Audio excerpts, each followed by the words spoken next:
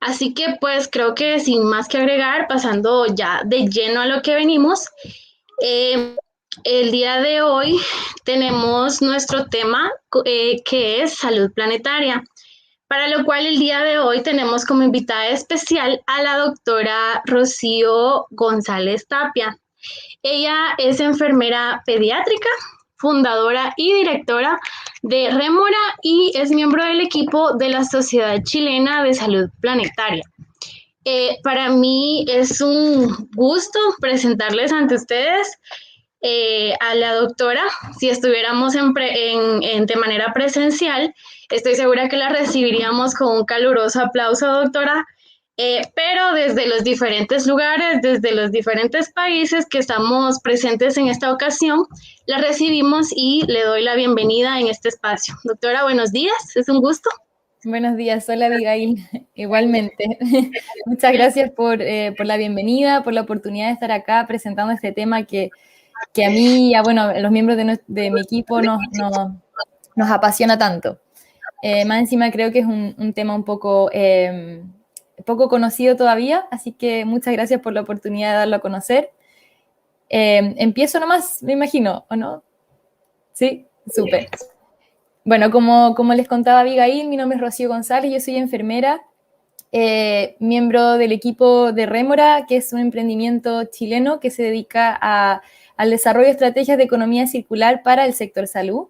Y también miembro del equipo de la Sociedad Chilena de Salud Planetaria, una sociedad que se fundó hace no tanto tiempo, con la idea un poco de acercar, bueno, ambos equipos buscamos acercar lo que es la salud de las personas a los temas de medio ambiente.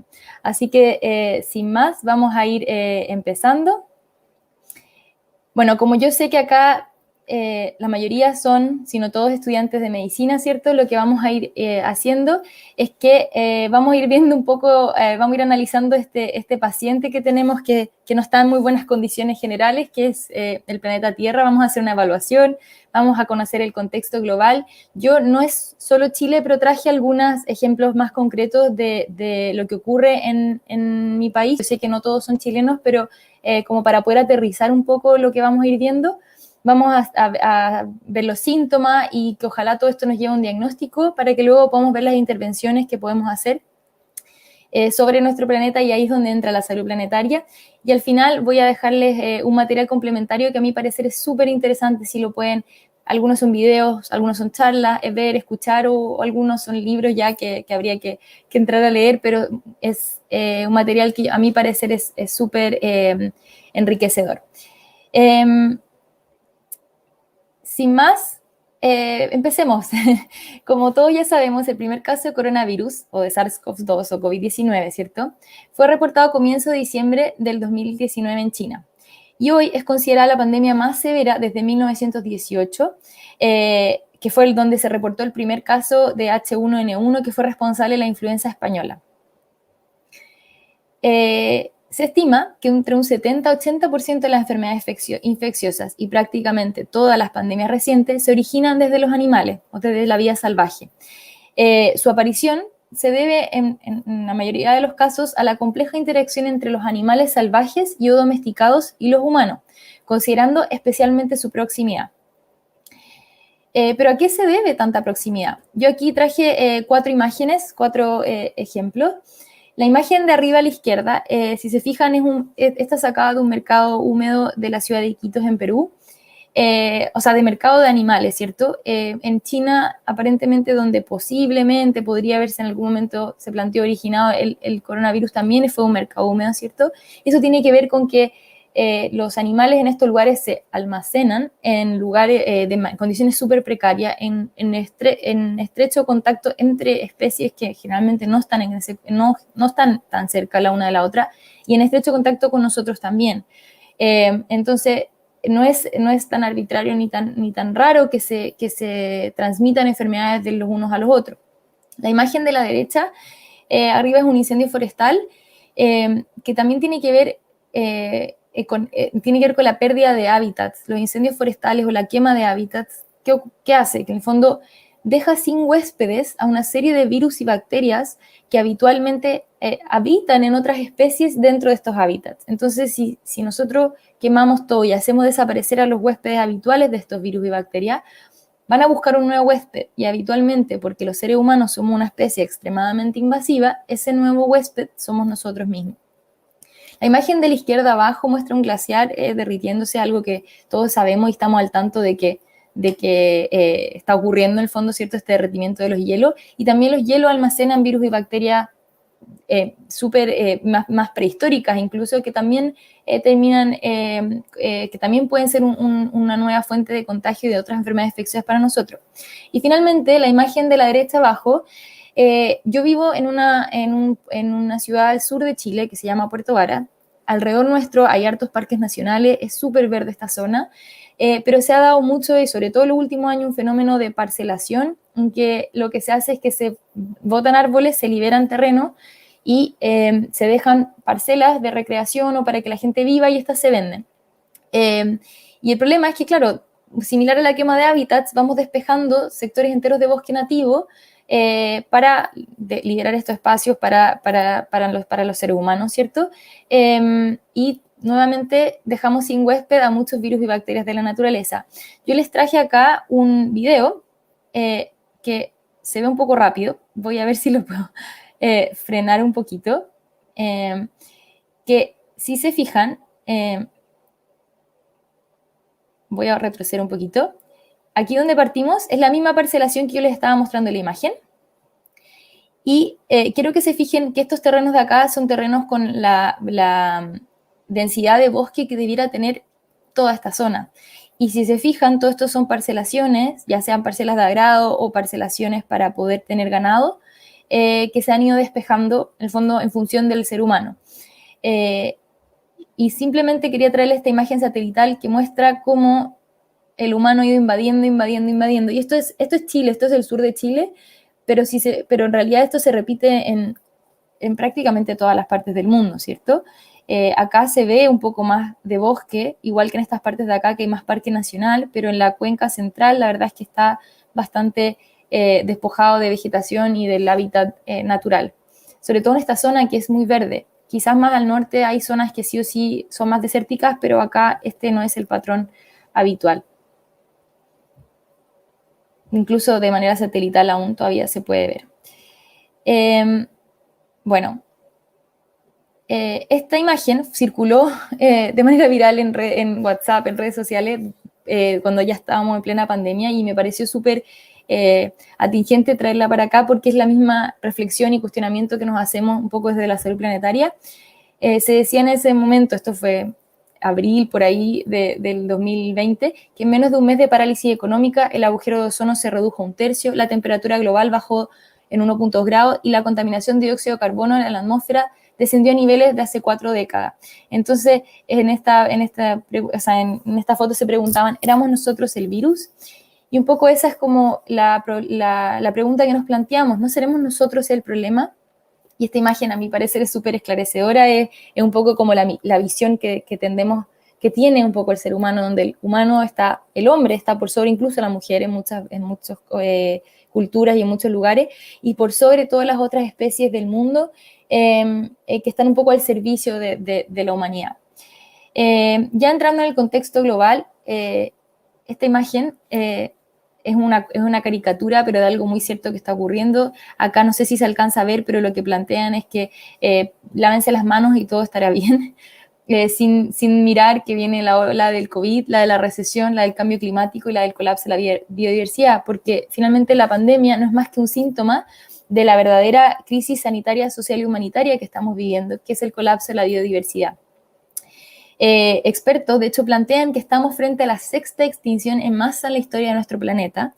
Entre 1937 y el 2020, la población mundial pasó de ser de 2,3 billones a 7,8, o sea, se cuadruplicó prácticamente.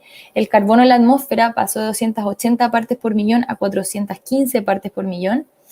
Y la vida salvaje que va quedando en 1937 era de un 66%, ya vamos en 35% al 2020.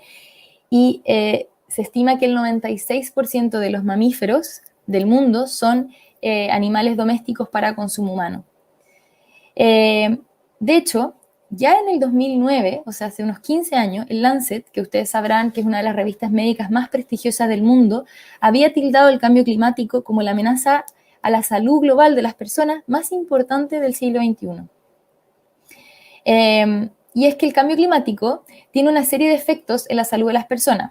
Este esquema fue sacado de una charla TED de una urgencióloga canadiense llamada Courtney Howard, que ella la dictó el 2018, titulada Healthy People, Healthy Planet, es decir, personas sanas, planeta sano. Y a grandes rasgos, en realidad lo que plantea es que el cambio climático nos enfrenta a riesgos directos e inmediatos, que son los que están acá, a riesgos indirectos, que se ven acá, y a riesgos asociados al conflicto y al flujo de refugiados ambientales. Vamos a enfocarnos más que nada en estos ahora, vamos a ir viendo, no todos, pero varios. Pero para que ustedes sepan, riesgos indirectos tienen que ver como con la calidad nutricional de los cultivos, que eso predispone a incluso mayor desnutrición, que ya es un problema, el tema del estrés postraumático, las pérdidas de casa y el desplazamiento de poblaciones completas. Del primero que vamos a ver, dentro de los riesgos directos e inmediatos, son las olas de calor, que como ustedes sabrán, el calor genera un montón de efectos y daño a la salud de las personas, entre ellos edema, rash, estrés por calor, calambres, desmayo y la forma más grave es el shock térmico, ¿cierto? Y generalmente donde los más afectados son la población pediátrica y adulto mayor, pacientes con enfermedades crónicas que tienden a descompensarse y atletas y personas que trabajan en el exterior porque están expuestos de manera, o sea, en el fondo más continua y de manera más fuerte al mismo calor. Les traje aquí también un gráfico, refiriéndonos siempre a las olas de calor, un gráfico de la NASA. La NASA tiene una página completa dedicada al cambio climático, a evidencia sus causas, que lo que hace es mostrar cómo han aumentado los niveles de CO2 en el planeta. Si se fijan, esta es la historia del planeta y desde 1950 estos se disparan. ¿Y por qué es relevante esto? Porque se condice completa y directamente a todas las elevaciones de temperatura que ha sufrido la Tierra. Acá comparan ambos gráficos y si se fijan, cada aumento del CO2 se condice con un aumento de la temperatura de la Tierra. Y otro dato importante es que todas las 5 extinciones en masa previas que han ocurrido en la historia del planeta, ¿se acuerdan que estamos frente a la sexta? Las 5 anteriores todas se han visto precedidas por un aumento del CO2. La diferencia que ese aumento del CO2 ha ocurrido a lo largo de 10.000 años, de miles de años, y acá está ocurriendo en los últimos 200 años desde la Revolución Industrial. También les traje este gráfico que es de una página que se llama Show Your Stripes. Pueden buscar tanto de manera global, por continente o por país. Esta es la temperatura global que ha ido aumentando. Ya vamos en 1.2 grados Celsius sobre la temperatura promedio. Si se fijan, la verdad es que prácticamente desde lo último siglo que ha ido en aumento, ¿cierto? Esto es lo mismo para Sudamérica. Quizá acá ha sido un poco menos alta que el resto del planeta, pero ya está súper elevada la última década, ¿cierto? Y esto ya es Chile, que lo mismo, también tuvo algunas bajas acá entre medio, pero la última década se ha mantenido muy, muy alta las temperaturas. Y una evidencia súper de ahora, o sea, del último mes, esto es del 1 de julio, esta noticia de la ola de calor, que me imagino que todos ustedes supieron, escucharon, que dejó más de 400 muertos en Canadá y 80 en Estados Unidos en temperatura récord, que superaban los 45 grados. Así que esto, en el fondo, no es que vaya a pasar, no es que el cambio climático vaya a pasar en 10 años más, en 100 años más, está pasando hoy. Otro riesgo inmediato y directo a la salud de las personas, producto del cambio climático, es el aumento en la incidencia de incendios forestales, que también obviamente se condice muchísimo con las olas de calor que vimos recién. Esto es la primera causa de contaminación atmosférica, lo que libera una serie de componentes tóxicos al aire, incluyendo material particulado. Y esto a su vez, y esto es súper relevante para todas las personas del área de la salud, esto a su vez genera alteraciones cognitivas y cerebrales en niños, accidentes cerebrovasculares, asma, EPOC, enfermedades cardíacas, bronquitis, cáncer pulmonar, dermatitis e incluso puede llegar a generar infertilidad. También les traje varias noticias para que vieran que esto está ocurriendo en este momento. Esta noticia habla un poco más de varios desastres naturales que han ido ocurriendo en el último mes, ¿cierto?, en el hemisferio norte. Pero me llamó la atención el artículo en sí porque era súper interesante, planteaba cómo en el fondo todo este tipo de desastres naturales, y particularmente los incendios, no tienen que ver con el cambio climático influye y lo exacerba sus efectos, pero son desastres naturales que es natural que ocurran. El problema es que los seres humanos nos hemos puesto como en el camino de estos desastres naturales porque no tenemos una planificación urbana cuidadosa, sino que simplemente invadimos. Entonces, de hecho, los incendios forestales son parte de un mecanismo que tiene la naturaleza para irse regenerando, no de destrucción, sino de regeneración.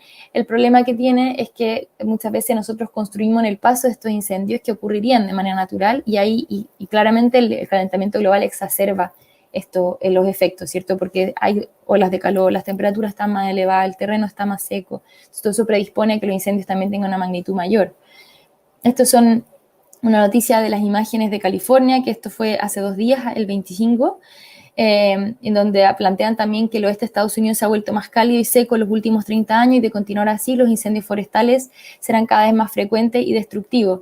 Esta imagen muestra los bomberos obviamente trabajando a más no poder y los osos tratando de escapar del fuego. Afecta al planeta, a los animales y a los seres humanos por igual. Estas imágenes de acá son de 2 noticias en Chile. En Chile, bueno, estamos en el hemisferio sur, por ende, en verano obviamente los incendios son más frecuentes. Y estas imágenes son, la de la izquierda hablaba del incendio forestal en la zona de Valparaíso, que son algo habitual todos los años, muy similar a lo que ocurre en California. Y en Chiloé, que ya es mucho más al sur, también hubieron en febrero, o sea, en los primeros 2 meses de verano, ya habían habido 2 incendios forestales en la provincia de Chiloé, que también es al sur. Siguiendo con los riesgos directos, también tenemos el cambio climático, ¿cierto? Es responsable, como su nombre lo indica, de la aparición de eventos climáticos extremos, es decir, en lugares donde llueve poco lloverá menos y en lugares donde llueve mucho lloverá aún más. Esto aumenta la frecuencia de desastres ambientales con las consecuentes, como dice acá, lesiones y daño a las personas y a infraestructura, pero también muertes y evacuaciones. Y esto tiene una serie de eventos, como decíamos, indirectos, como son el estrés postraumático. También acá, siguiendo con las noticias, estos son también de hace muy poquito, de las 48 muertes y decenas desaparecidos, las catastróficas inundaciones que ocurrieron en Alemania y Bélgica hace 2 semanas aproximadamente. Estas noticias de anoche que planteaban como de Londres a China hay un clima extremo que desafía los 100 días de la COP26. La COP26, ¿cierto?, es la cumbre del cambio climático que se va a desarrollar en, ahora 99 días y han ocurrido todos estos eventos en el hemisferio norte. En Chile, en febrero, también hubo un aluvión gigantesco en la zona del Cajón del Maipo y también se hablaba de que es una lección sobre carencia de resiliencia ecosistémica. De hecho, en Chile, y esta tabla es súper interesante porque plantea que es una lista de todos los aluviones ocurridos entre el 1930 y el 2021. A comienzo de siglo, yo sé que se ve chiquitito, pero si van al detalle, al comienzo de siglo ocurrían en general con una frecuencia de no más de 1 cada 10 años, y ya en enero del 2021 llevábamos 4. Entonces la frecuencia ha aumentado muchísimo.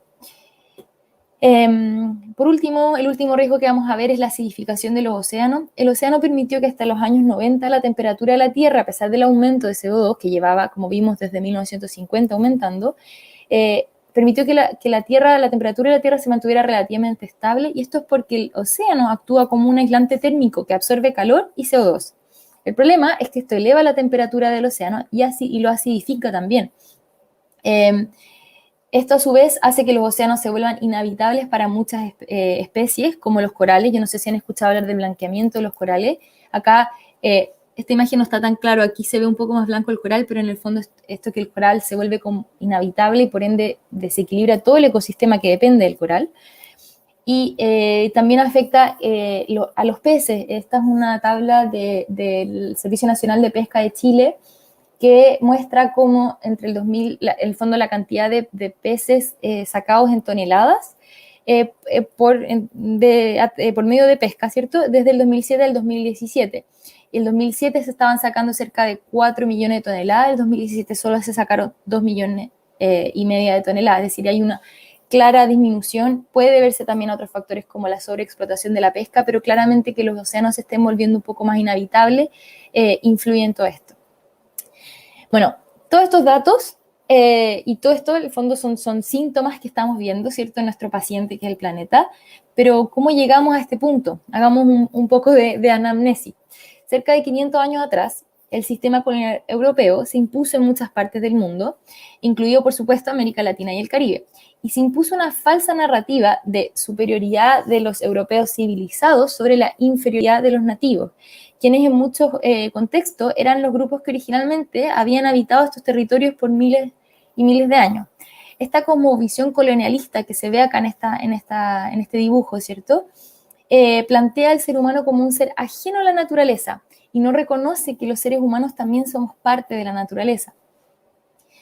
Esta concepción de crecimiento que estaba basada en recursos que eran completamente inagotables, ¿cierto? Como que nuestro planeta no tenía ni un límite y podíamos sacar y sacar recursos absorbiendo todo lo producido, se vio súper acelerado durante la Revolución Industrial. Y a la fecha muchos, si no todos los problemas de salud planetaria son resultado de este paradigma de desarrollo humano que se basa en dominación y posesión económica. De hecho, existe consenso que la humanidad dejó atrás el Holoceno, que es una era geológica de relativa estabilidad climática, que es la que está acá. Estos son cómo ha variado la temperatura a lo largo de las eras geológicas de la Tierra. Esto de acá, que si se fijan, una estabilidad súper enorme comparada con el resto, es el Holoceno. Y esta estabilidad climática y de esta era geológica favoreció el desarrollo de la civilización humana. Fue aquí donde se desarrolló la humanidad. Pero los expertos dicen que ya estamos dejando atrás esta era geológica y entrando en una nueva era geológica llamada el Antropoceno. Y esta era se caracteriza por el hecho de que no existe área en la Tierra que no haya sido físicamente alterada por el ser humano, ya sea de manera obvia, como con carreteras, como veíamos en la imagen satelital, ¿cierto?, de cómo se ven las parcelas, también eso en el fondo son alteraciones físicas, pero también alteraciones más sutiles como la contaminación nuclear y en la corteza terrestre y la atmósfera. Ya no es la naturaleza la que determina cómo se desarrolla la humanidad, sino que es la humanidad la que determina cómo se desarrolla la naturaleza. Les traje esta imagen, que es una foto tomada por los tripulantes del Apolo 8, cerca del 1950 por ahí, que vino a transformar el mindset de este mundo post-industrial de la década de los 50. Como dijo Anders, que era uno de los tripulantes, vinimos a explorar la Luna y en lugar de eso descubrimos la Tierra. Y de manera simultánea, todas las personas que estaban, o sea, toda la humanidad, en el fondo, que estaba en la Tierra en ese momento, mirando esta imagen enviada desde el espacio, todos descubrimos que nuestro hogar no era infinito, como decíamos, de estos recursos inagotables, sino que había un límite a nuestra existencia que estaba contenido en este planeta que se veía ahí desde esta imagen enviada desde el Apolo. Hace unos años, de hecho, un equipo de científicos liderado por Johan Rockström y Will Steffen estudiaron la resiliencia de los ecosistemas del planeta y, basado un poco en esta imagen que veíamos de la Tierra que tiene límites, plantearon 9 límites planetarios que se ven acá: el cambio climático, la depresión del ozono, la basificación de los océanos, el uso de agua dulce, la contaminación por químicos. Y ahí los pueden leer con calma en la siguiente diapo mientras la voy explicando. ¿Qué plantean ellos? Que si mantenemos nuestro impacto bajo los límites de o sea, en el fondo bajo este umbral de cada uno de estos límites, podremos tener una existencia sustentable y sostenible. Pero si empujamos nuestras demandas sobre estos límites, arriesgamos desestabilizar la máquina de soporte vital que es nuestro planeta. El problema es que a la fecha ya hemos pasado 4 de los 9 límites planetarios: la crisis climática, el uso de fertilizantes, la conversión de suelos y la pérdida de la biodiversidad. Eso ya los sobrepasamos. Muy interesante, y por eso es que lo dejo acá. Kate Raworth, una economista, a los 9 límites planetarios le agregó como una base social. Ella la llama la Social Foundation, que en el fondo es un mínimo de estándares sociales. Entonces ella habla de la economía de la donut, porque si se fijan, con esta base social y un cielo ecológico, que le llama, ya que son los límites planetarios que veíamos recién, se forma este espacio entre medio que es donde vamos a poder tener una existencia sostenible y forma una donut. Por eso ya le habla la economía de la donut. Entonces plantea que tenemos en el fondo un nuevo desafío doble para satisfacer las necesidades de los humanos con esta base mínima donde la alimentación, el agua, la energía, etcétera, pero en el fondo determinantes sociales están satisfechos para toda la humanidad, no solo algunos grupos. Y tenemos también el desafío de satisfacer las necesidades del planeta. Esto nos invita a mirar de manera distinta el progreso, ya no como una línea de crecimiento incesante, sino como un balance dinámico entre los límites planetarios y los límites sociales. O sea, tenemos que mantenernos dentro de la donut. Algo también importante a tener en consideración dentro de todo este diagnóstico es que esencialmente el cambio climático y los otros impactos de nuestro ambiente cambiante van a tener un mayor impacto en todas aquellas personas de menor recursos y que generalmente son las personas que menos han contribuido a sus causas. De hecho, pasa a nivel de países. Generalmente los países en vías de desarrollo o lo que ocurre mucho en Latinoamérica, en Sudamérica, ¿cierto? Es que nosotros somos países que contribuimos menos al cambio climático, sin embargo nos vemos más afectados que países con mayor recursos económicos, básicamente. Entonces, ya llegando al diagnóstico, el diagnóstico no es nada bueno, ¿cierto? El planeta requiere de cuidado intensivo, pero así como el Lancet dijo que el cambio climático es la amenaza a la salud global más importante del siglo XXI, también es nuestra oportunidad más grande. Y es aquí donde entra a juego la salud planetaria. La salud planetaria se define como un campo de estudio nuevo e interdisciplinario que se enfoca en cómo los impactos que los seres humanos hemos generado en el medio ambiente impactan en la salud de las personas y los ecosistemas de los cuales dependemos. Y parte de una premisa súper sencilla, que es que la salud de las personas no puede separarse de la salud del planeta. En otras palabras, no podemos tener personas sanas en un planeta que está enfermo. Y en el fondo lo que hace la salud planetaria es estudiar cómo estos efectos antropogénicos, como son la contaminación global, el cambio climático, la pérdida de la biodiversidad, la alteración de los ciclos biogeoquímicos, el uso de la tierra y la escasez de recursos, todo esto, cómo afectan todos estos efectos antropogénicos, cómo afecta a la salud de las personas. Y lo que va a repercutir directamente en la calidad del aire, del agua y la calidad de los alimentos, y esto a su vez en la exposición a enfermedades infecciosas nuevas, como son el COVID-19, ¿cierto? A desastres socioambientales, como vimos en todas esas noticias e imágenes alrededor del mundo, y en la escasez de recursos. La salud planetaria nos invita entonces a dejar esta mirada que es un poco más de salud pública y salud global, donde hay sistemas económicos, social y de desarrollo que tienen al ser humano en el centro, que tiene una relación bidireccional con estos elementos, pero solamente con ellos y no entre ellos, a tener una mirada donde los sistemas naturales humanos están interconectados en un sistema mucho más complejo, donde tenemos todas estas aristas, todos estos elementos y todos se relacionan con todos. Ahora, tenemos muy buenas noticias, a pesar de todo. La primera es esta. Si ustedes se fijan, este es un índice de veracidad del 2020, donde en el fondo se habla del porcentaje de confianza que tienen las personas en todas estas profesiones de decir la verdad. Y las enfermeras y los doctores estamos en los primeros dos. Las enfermeras tienen un 93% de confiabilidad y los doctores un 91%. Por ende, tenemos voz en esto. No, las personas nos creen, tenemos voz y podemos utilizarla. De hecho, si se fijan, acá abajo están los políticos con un 15% y los ministros de gobierno con un 16%. Incluso las personas de ordinaria, o sea, como en el fondo la persona que va caminando en la calle, hombre o mujer, tampoco le va para nada mal, tiene un 56%.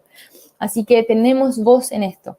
Y la otra buena noticia es que la salud planetaria, dado que la salud de las personas y la salud del planeta están inextricablemente unidas, nos encontramos frente a una oportunidad donde solo hay ganadores, una situación de win-win. Porque toda acción que yo tome en pos de la salud del planeta generalmente repercute de manera positiva en la salud de las personas y viceversa. A modo de ejemplo, y es un ejemplo que quizás no es muy aplicable a todas las ciudades del mundo, a todas partes, pero para hacerse una idea, si yo, por ejemplo, cambio mi medio de transportarme al trabajo y en lugar de transportarme en auto o en transporte público que tienden a tener una huella de carbono más alta, me empiezo a transportar en bicicleta, voy a mejorar mi calidad de vida y mi salud porque voy a dejar de lado estilo de vida un poco más sedentario, ¿cierto? Y me hace, en el fondo, finalmente ejercitarse y movilizarse por nuestros propios medios es un poco más sano para nuestra salud, ¿cierto? Pero también mejora la calidad del aire. Entonces, finalmente, mi decisión sí repercute en la salud del planeta. Entonces, no solamente tenemos voz como médicos, como enfermeras y como personas, sino que además podemos tenemos una responsabilidad en nuestras acciones. Nuestras acciones sí repercuten en la salud planetaria. La salud planetaria requiere de un enfoque sistémico. ¿Y por qué es esto? Porque, bueno, vamos a ver un ejemplo como para poder entender por qué se requiere de un enfoque sistémico. No sé si han escuchado hablar de sindemias. Las sindemias son la unión de pandemias que ocurren en simultáneo con efectos la una sobre la otra, ¿ya?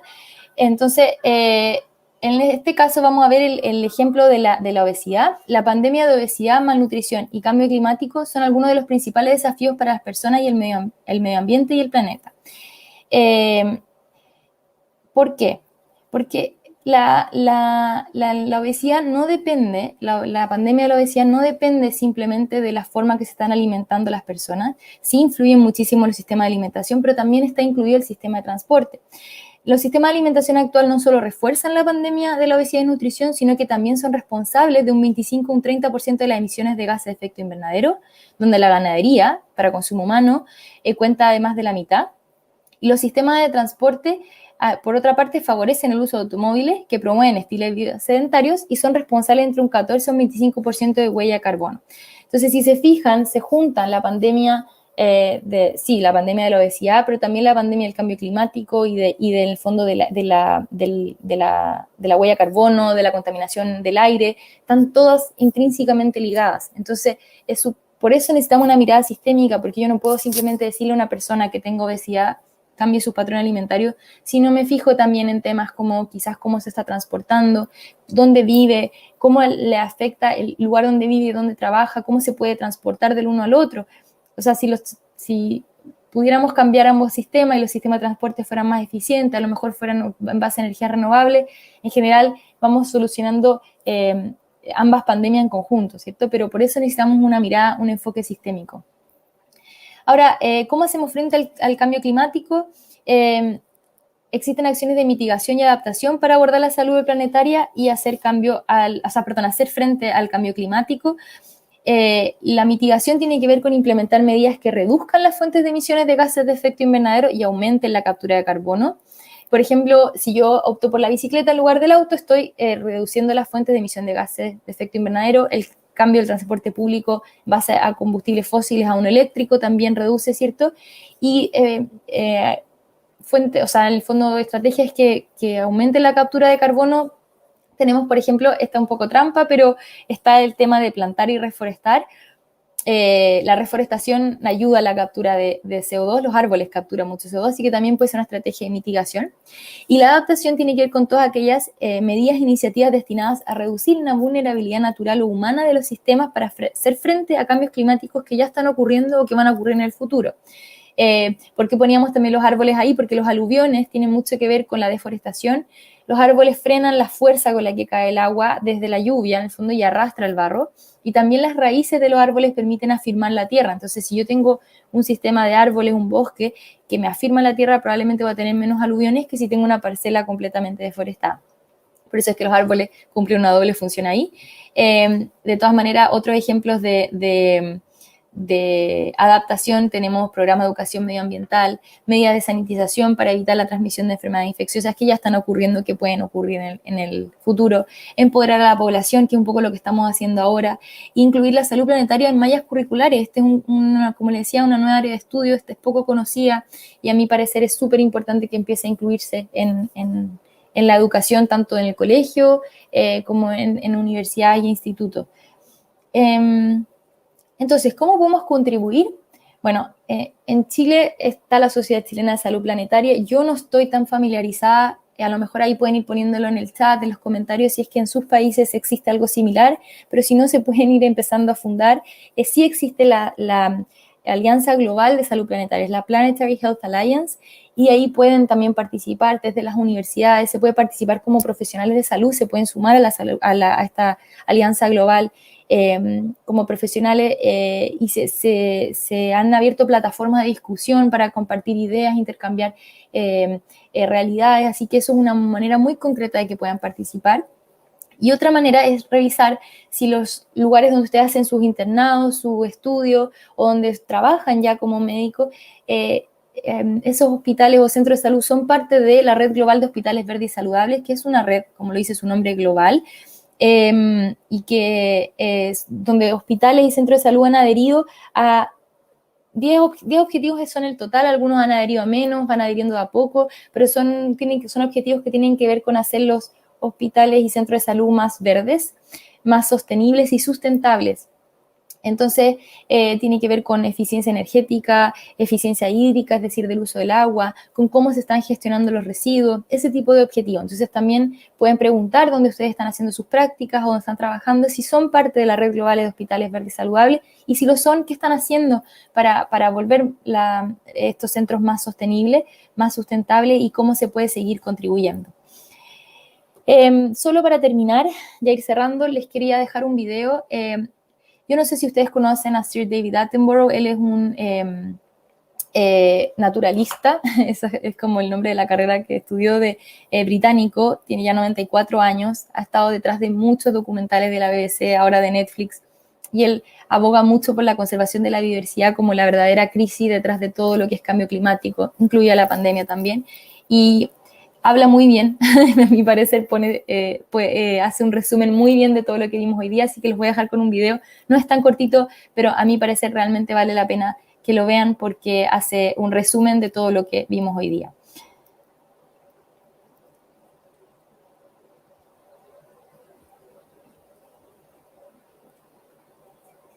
¿Se escucha, cierto?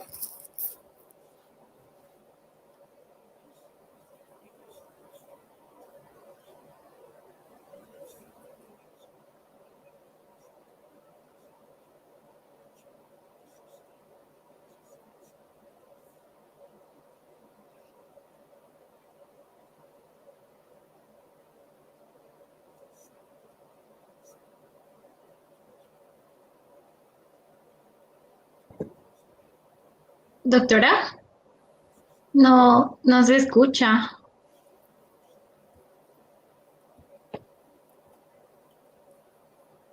Denme un segundo para ver cómo lo podemos, no sé si será un problema a mí me han escuchado bien, ¿cierto?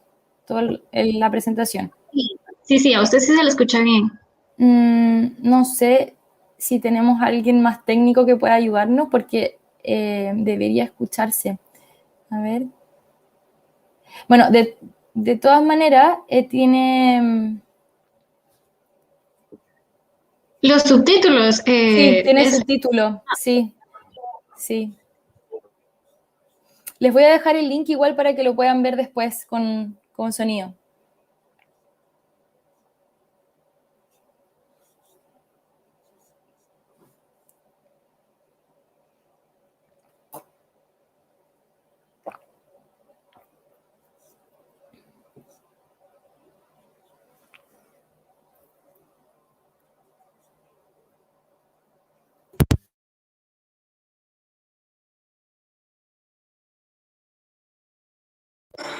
We lived within the resources on offer, the birds on Earth.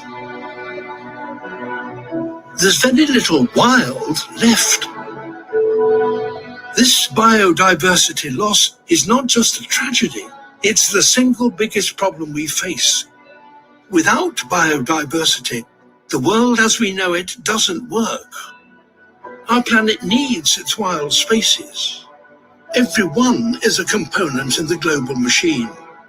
Only if they are all healthy can the planet run smoothly. Can we turn this situation around?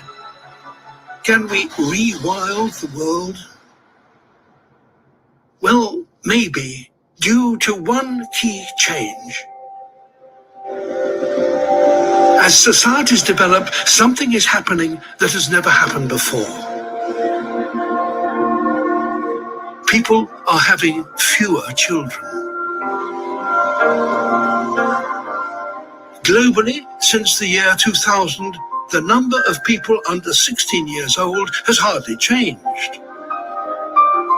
The main reason our population is still rising is because people are living longer. If this continues, our population may finally stop growing by the turn of the century. By investing in education and women's rights and raising people out of poverty, we could bring about peak human even sooner. This changes everything. It gives us the opportunity we need to regain our balance. For the biggest gains, we could concentrate our efforts on 4 goals: phasing out fossil fuels and replacing them with renewables. This will not only slow the warming of the planet and the acidification of the ocean, but it will lead to clean air for all of us. Upgrading to efficient food production and reducing our consumption of meat. We'll require far less space to provide for ourselves, leaving more for grasslands, reducing deforestation and our demand for fresh water, and feeding more people with healthier, more affordable food. Working together to properly manage our ocean. A global working hard to keep hold of the wild populations we still have, encouraging nature wherever we can. In the ocean, on land we no longer need, and even in our cities. If we make these changes, we'll be a long way to becoming a species in balance with nature once again. We will have taken a remarkable journey, from 1 million people struggling to survive, to several billion living long, healthy lives on a stable planet, able to provide for all our needs. Only at that point will the Anthropocene, the age of humans, be truly underway. At that point, we will be proud to call it our planet. How do we create a future in which both people and nature can thrive? We open our eyes to this moment in history. Think on a planetary scale. Embrace the challenge we face. And do something we humans are very good at. Change the world.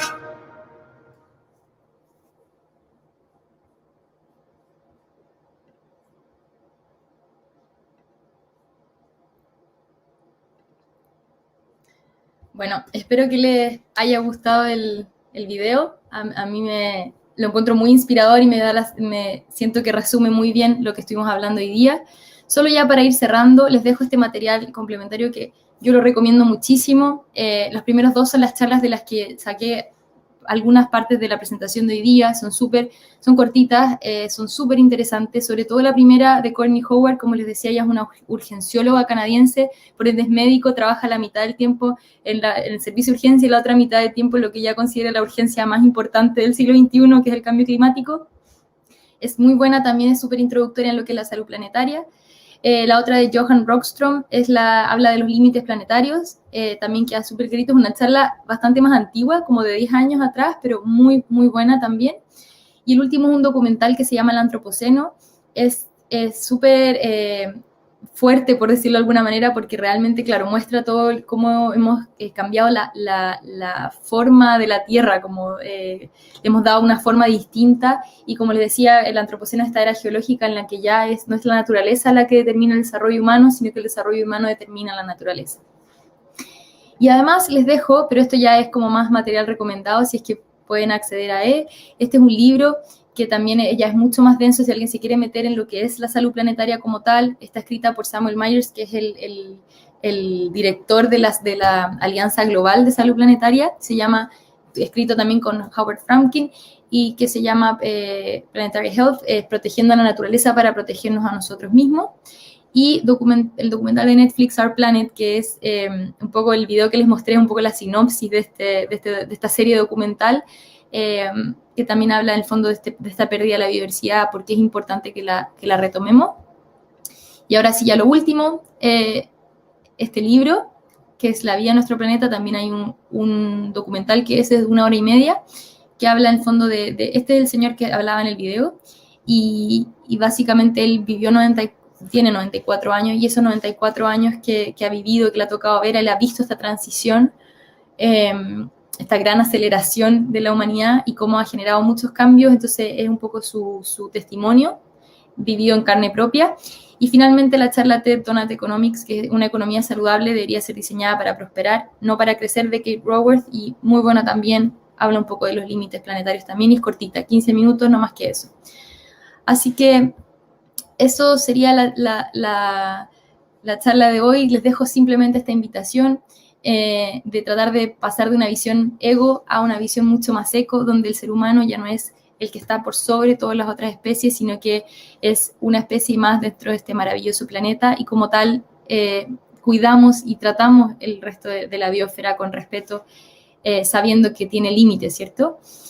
Y eso sería. Espero que esta introducción a la salud planetaria les haya gustado. Es simplemente una pincelada, pero es súper importante que cada vez más y más médicos y personas de la salud estemos tomando conciencia de que todos estos efectos no son inocuos para la salud de las personas, realmente nos están afectando, nos están generando problemas de salud hoy en día, y la raíz de muchos de esos problemas está en la manera en que nos relacionamos con el planeta. Como les decía, no pueden haber personas sanas en un planeta enfermo. Así que muchas gracias a todos los que se conectaron y nos escucharon. Ahí les dejo las páginas web de ambas instituciones, de Rémora y de Xochitl, nuestras redes sociales si nos quieren seguir. Y muchísimas gracias por haberse conectado. Muchísimas gracias a usted, doctora. Bastante interesante la ponencia, es mucha información importante y bastante relevante que debemos tomar en cuenta. Y bueno, muchísimas gracias por aceptar nuestra invitación, por la ponencia, por su dedicación y su tiempo. Le agradecemos mucho, esperamos en otra ocasión poder contar siempre con su apoyo. Y pues, sin más que agregar, esperamos que tengan un buen día, que todos tengan un buen día, y pues pasamos a la siguiente ponencia. Sí, nada, muchas gracias a ustedes por la oportunidad, y quería felicitarlos por estar combinando ambos temazos que son finalmente la salud y el medio ambiente, que por tantos años han estado separados. Me parece que quedaron algunas preguntas, Abigail, pero entiendo que tenemos que pasar a la siguiente, así que si es que quieren me pueden escribir al correo rocio@remorachile.com, y feliz de responderles sus preguntas, todas las que quieran. No sé si yo no tengo cómo acceder al chat, parece, pero les repito el correo, es rocio@remorachile.com. Así que si tienen dudas, mándenlas ahí nomás. Gracias, doctora. Feliz día. Igual para ustedes.